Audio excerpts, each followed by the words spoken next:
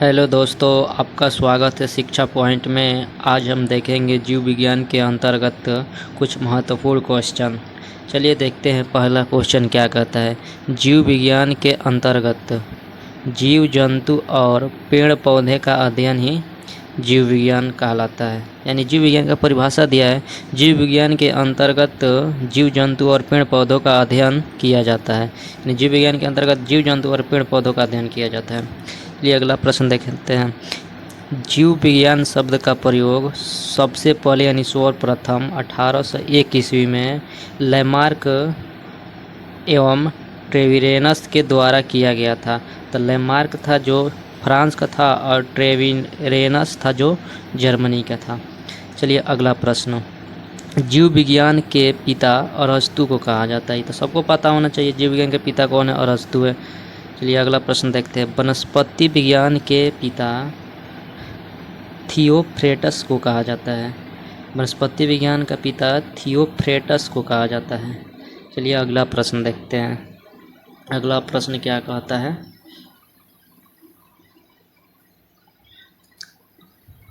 जीव जंतु और वातावरण के बीच अध्ययन को इकोलॉजी कहते हैं।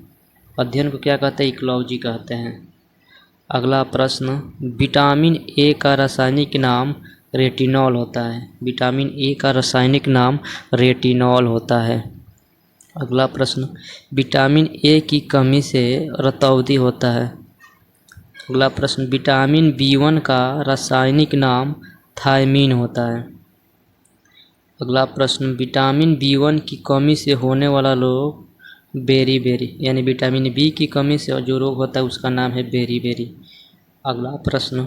विटामिन B2 का रासायनिक नाम राइबोफ्लेविन होता है। यानी विटामिन B2 का रासायनिक नाम राइबोफ्लेविन होता है। अगला प्रश्न। विटामिन B2 की कमी से त्वचा का फटना, आँख लाल होना इत्यादि होता है। यानी विटामिन B2 की कमी होगी तो त्वचा फटेगा हाथ की तरह थी, और ओठ फटना विटामिन 2 की कमी से होता है, और आँखें लाल होना ये सब बीमारी जो होता है विटामिन 2 की कमी से होता है। चलिए अगला प्रश्न। अगला प्रश्न क्या कहता है।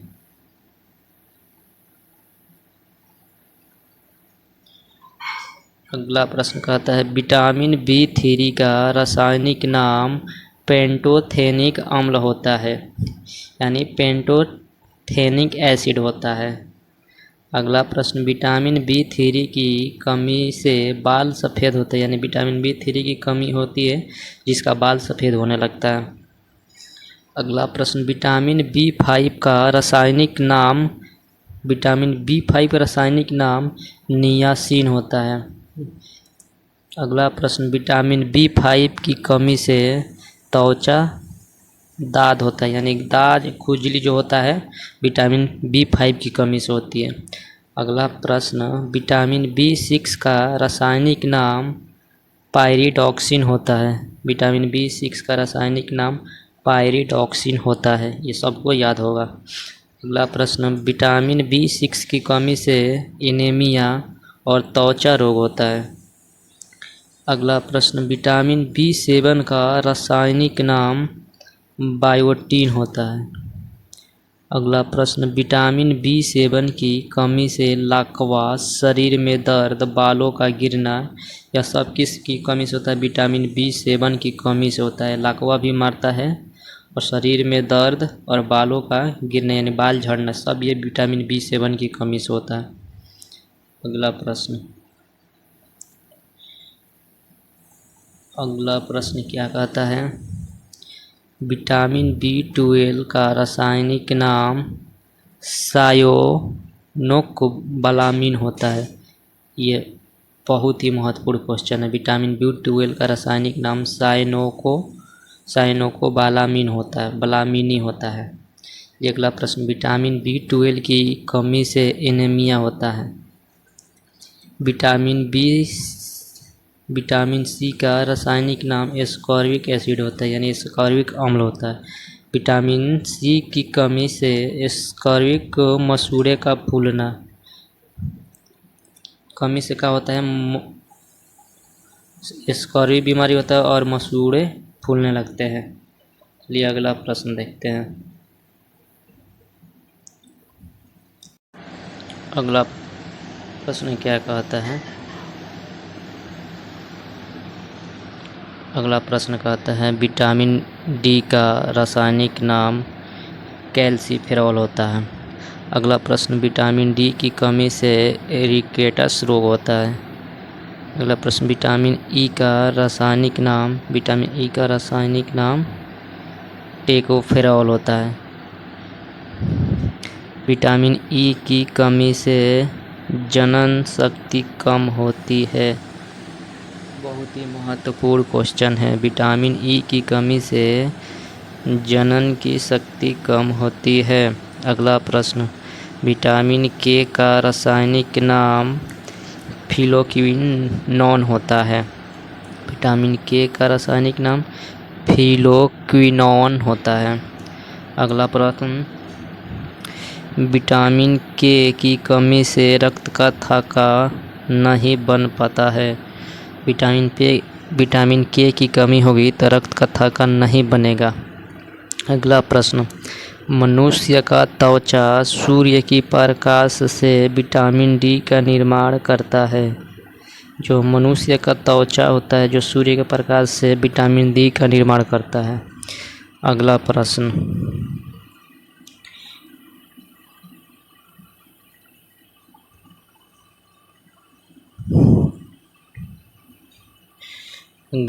है जल में घुलनशील विटामिन बी और सी है।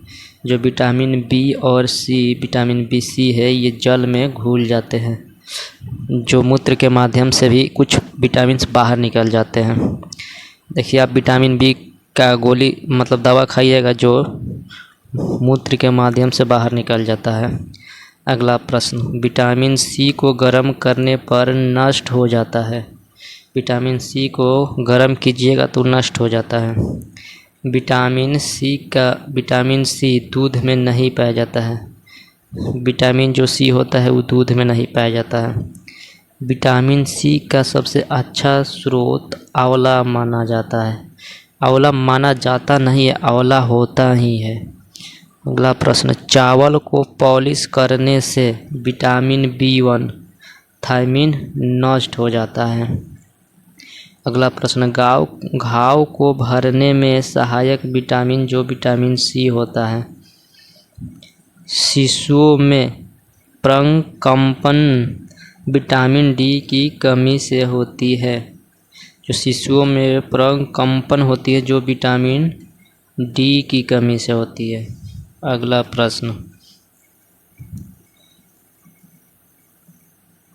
प्रश्न क्या बोल रहा है? दूध मक्खन अंडा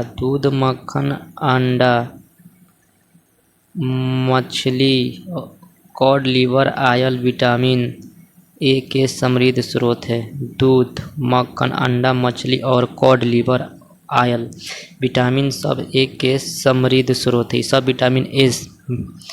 में विटामिन ए पाया जाता है।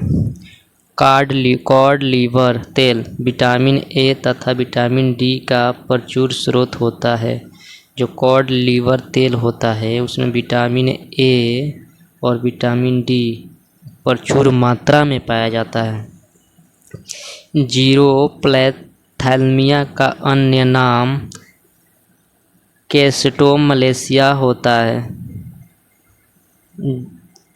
छिली हुई सब्जी को धोने से विटामिन सी निकल जाता है। अगर ये सब्जी को आप चाकू या छीलन से छील दीजिएगा तो उसमें से विटामिन जो सी होता है वो धोने पर निकल जाता है। अगला प्रश्न अंकुरित अनाज में विटामिन सी पाया जाता है। जो भी अनाज अंकुरित हो जाता है उसमें विटामिन सी पाया जाता है। अगला प्रश्न आजकल दूध को संतुलित आहार नहीं माना जाता है क्योंकि इसमें आयरन तथा विटामिन सी का अभाव पाया जाता है। दूध में को संतुलित आहार नहीं माना जाता क्योंकि इसमें आयरन तथा विटामिन सी का अभाव पाया जाता है। अगला प्रश्न देखते हैं क्या कहता है। अगला प्रश्न, एल्ब्यूमेन एक प्रकार का प्रोटीन है। एल्ब्यूमेन एक प्रकार का प्रोटीन है। मानव शरीर में विटामिन के का निर्माण कोलन में बैक्टीरिया द्वारा होता है।